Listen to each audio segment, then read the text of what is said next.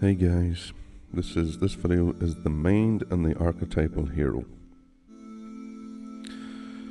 Most people who have an interest in their psychology have heard of Freud and his structure of the psyche named the id, the ego and the superego. It is a fairly useful model for a basic understanding of why we act in certain ways.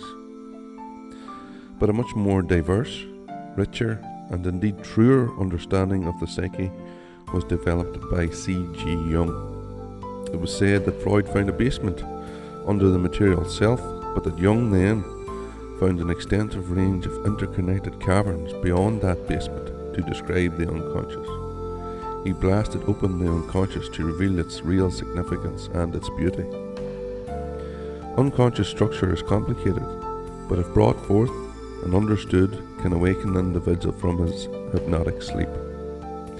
We have seen in individuals that we are capable of amazing discoveries and a beauty and wonder of our world.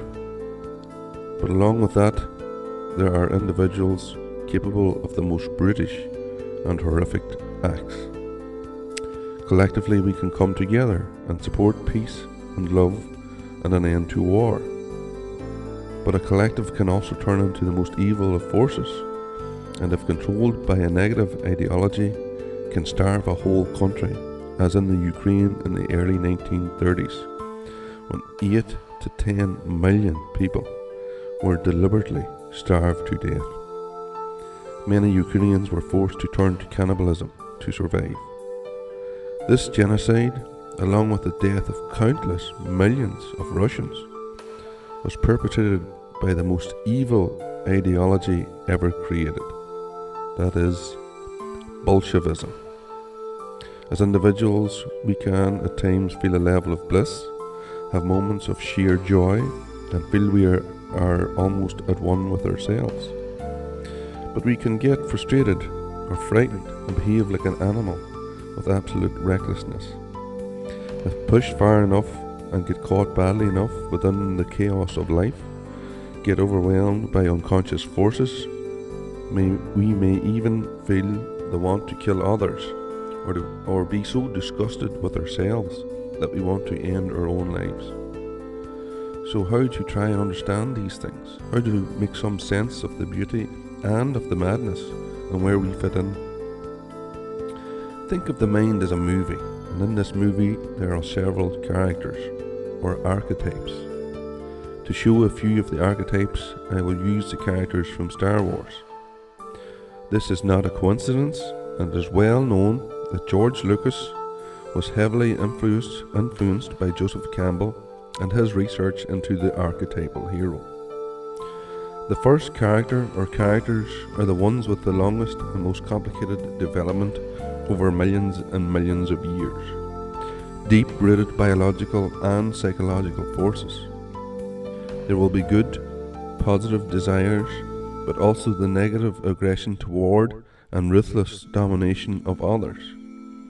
Obi-Wan is our drive for all that is good, but lurking there too is his shadow, Darth Vader, the Chaos.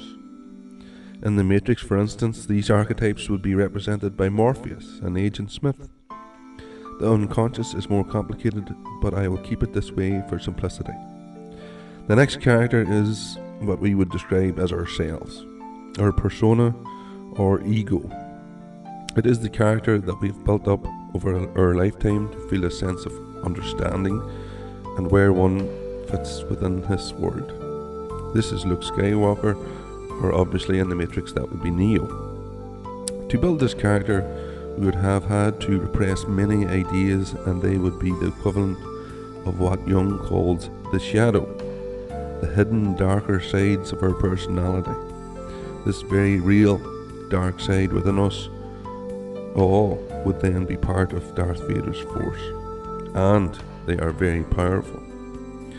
Next up is Yoda, that inner voice that we mostly cannot hear because we're still too much primate or too egotistic to recognize it, i.e. the force is not strong enough in this one. This would be the oracle in the Matrix. It's trying to help us make the best decisions within the environment or culture in which we live.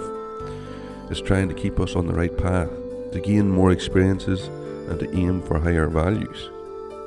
So although we see ourselves as very one-dimensional, as only the persona or the ego, we are actually much, much more. We are these forces that are struggling to balance with each other, and it is our job to be the hero, dig deep into ourselves and do the work necessary to balance our minds. I cannot stress enough the spiritual or emotional bliss that can be felt with the recognition of the self. Because the man who has fought his battles and won, he is the hero. He has found his true self.